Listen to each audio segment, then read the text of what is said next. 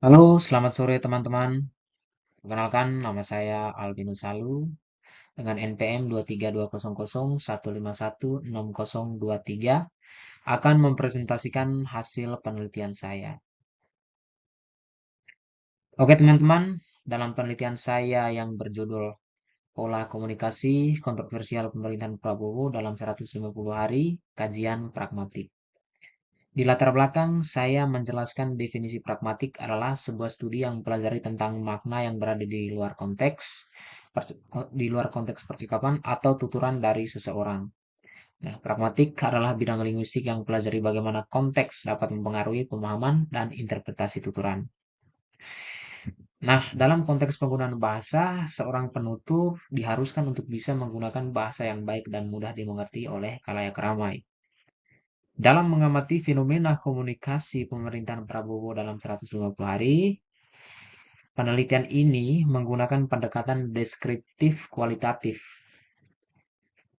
Penelitian ini dilakukan dengan mengamati atau yang menjadi objek penelitiannya yaitu beberapa video dari pejabat publik yang mengandung implikatur serta menjadi kontroversial di sosial media. Oke teman-teman, kita lanjut di bagian hasil. Nah, dalam penelitian ini saya menggunakan dua teori, yaitu teori prinsip kerjasama dari Grice yang terdiri dari 4 maksim, yaitu maksim kualitas, maksim kuantitas, maksim relevansi, dan maksim cara. Kemudian teori yang kedua adalah prinsip sopan santun, yaitu dari Leeds yang terdiri dari 6 maksim, yaitu maksim kebijaksanaan, maksim kedermawanan, maksim pujian, maksim kerendahan hati, maksim permufakatan, dan maksim simpati. Jadi teman-teman, dalam penelitian ini saya menggunakan dua teori sekaligus. Kemudian yang menjadi objek penelitian saya atau yang menjadi data yang saya temukan dalam penelitian saya yaitu terdiri dari 5 data, teman-teman. Jadi data yang pertama yaitu video penghinaan terhadap pedagang es yang dilakukan oleh Gus Miftah. Nah, jadi video ini waktu itu cukup viral, apalagi terjadi di pas awal-awal pemerintahan Bapak Prabowo Subianto.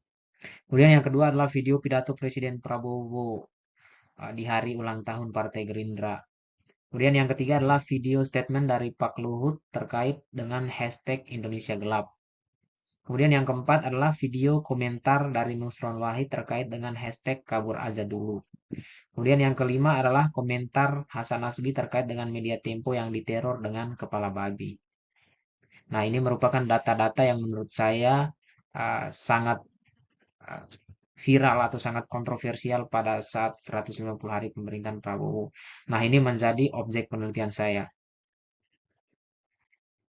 Kemudian di bagian pembahasan, saya menjelaskan uh, dalam konteks komunikasi di ruang publik, ya, komunikasi yang dibangun oleh pejabat negara seperti pidato, kata sambutan ataupun komentar saat diwawancarai oleh wartawan seharusnya bisa mengedukasi dan memiliki etika dalam penyampaiannya. Nah, dalam 150 hari pemerintahan Prabowo, beberapa kabinet merah putih termasuk Presiden Prabowo sendiri menampilkan komunikasi yang melanggar prinsip kerjasama dari Grice dan melanggar prinsip sopan santun dari Leeds. Nah, beberapa penjabat itu ialah Gus Miftah selaku utusan khusus Presiden, Bapak Presiden Prabowo sendiri, Bapak Luhut Binsar Panjaitan selaku Ketua Dewan Ekonomi Nasional dan Kepala Komunikasi Kepresidenan yaitu Hasan Nasbi.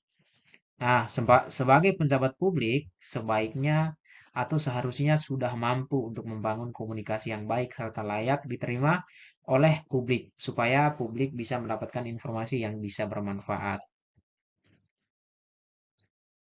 Oke, teman-teman, di kesimpulan. Nah, dalam kesimpulan ini dalam penelitian saya menyimpulkan bahwa dalam 150 hari pemerintahan Prabowo terdapat beberapa menteri, termasuk Pak Presiden sendiri, menggunakan bahasa serta komunikasi yang menimbulkan ambiguitas atau opini publik, implikatur, kemudian pelanggaran prinsip kerjasama dan pelanggaran prinsip sopan santun. Hal itu dibuktikan dengan adanya 60% data terdapat pelanggaran maksim kualitas, sebanyak 20% data melanggar maksim kuantitas, sebanyak 60% data melanggar maksim relevansi, sebanyak 20% data melanggar maksim cara.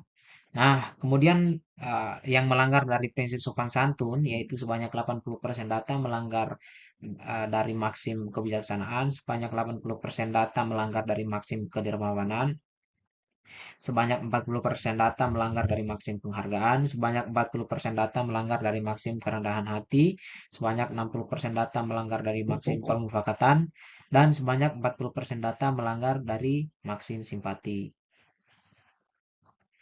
Nah, jadi teman-teman mungkin itu saja kesimpulan yang bisa saya simpulkan dari penelitian yang sudah saya lakukan, dan demikian juga presentasi yang bisa saya sampaikan. Apabila ada kekurangan, saya mohon maaf, dan akhir kata saya mengucapkan terima kasih untuk perhatiannya.